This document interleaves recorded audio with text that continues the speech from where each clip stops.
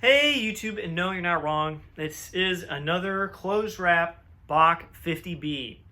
And no, I did not look up how many of these I've ever owned, but I believe it's like 8, 7, something like that. I've owned so many of these stupid things. I keep buying them.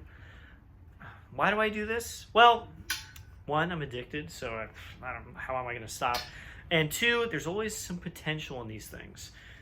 This was found by a friend of mine at a tech he was at. And the guy was like, yeah, I've got this 50B. It's, not in great shape. I'm just trying to get rid of it. I was like, I'll buy it. I don't care. I buy 50Bs, okay? And then I saw this lever. And those of you in the know, those of you who are nerds, you see that this lever does not look like the normal Bach lever. They all kind of look like this, the over the top with the spatula on it. This is not one of those. And that means this, no, it's not a Mount Vernon, but it is really close to being a Mount Vernon Bach 50B, which would be very cool. This is still very cool. It's a corporation horn, but like a very early corporation instrument. Just a background on Bach, of course, they started in Bronx in New York. Then they moved to Mount Vernon, which is also New York as far as I know. And then they moved to Elkhart, Indiana in 1965. And so this is probably built 65, 66. They're still using parts from the Mount Vernon times before they changed to the other stuff. And so it's a very early, what we'd call a corporation instrument. It was still a corporation before that, but it doesn't have any other stamps to look at. There's no Mount Vernon or New York on there, so that's what we say. And it's in way better shape than I thought it was. I got the impression when I was buying this, like, this horn's mostly trash, the slide's not good, there's patches everywhere, etc. And no, that's not the case. It's actually in quite good shape. I think it's been worked on very well. We've got a patch here. Ugh. Try not to hit myself. Got a patch, no, other slide tube. Right here on the tube, probably some red rod at the bottom of the tube, I would assume. It's a weird spot for it to have gotten a ding. Someone's obviously taking the crook off, and that's why there's evidence of solder. But otherwise, like, there's a little bit of chrome loss on the inners, but not so much that the slide is unusable, which is surprising. The what's it called? It's lead pipe. There we go. Lead pipe is not totally reamed out. Usually, I've had so many Bach 50 slides where this has been reamed out so much that mouthpiece will go in like an extra quarter, half of an inch, just way too far, and then they play really badly. And this is not like that. It goes in like maybe just a little bit farther than normal, and then it actually sits, doesn't wobble. Very strange.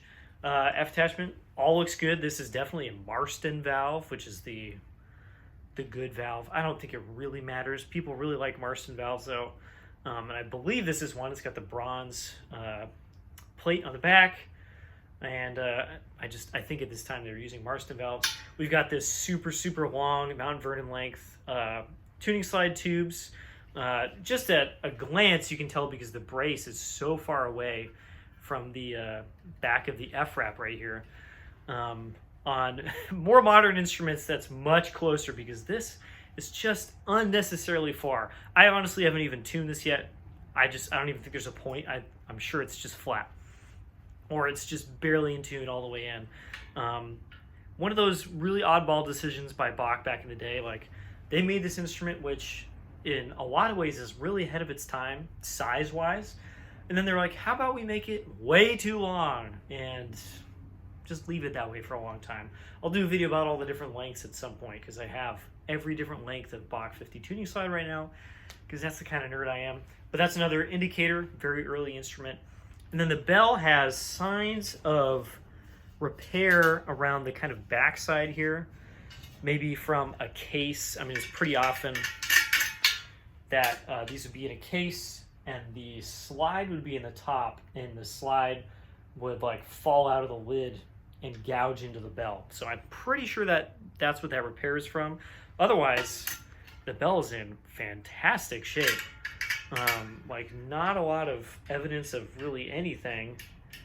Maybe it's just been repaired super well. Maybe it's been re-lacquered as well. The engraving is pretty like worn out, which means it's probably been buffed at some point.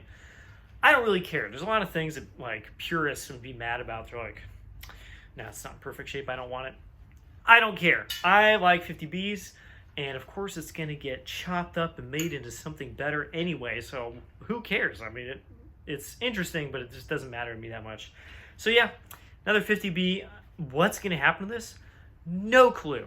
I really just wanted to get it out because I think it's interesting to note the sound differences between a single 50 and not single 50. So I played those two little excerpts of, is this Coprash, I believe? Yes, Coprash number 13, down an octave, on either one. And it's really interesting to hear the differences in sound. They both sound very good, but every single time the double valve instrument with modern valves, I'll say, not necessarily any double valve 50, but the modern valve 50 just has so much more clarity to the front of the note. Always something a bit fuzzy about a stock 50B with the original slide and one valve. I don't know if it's because there's not another valve to add focus. I don't know what it is, but there's always something just a little fuzzy. It's not necessarily always a bad thing. I don't particularly love it myself, especially in the mid-range. And as we get into the high range on this, it's just not as focused as I would like.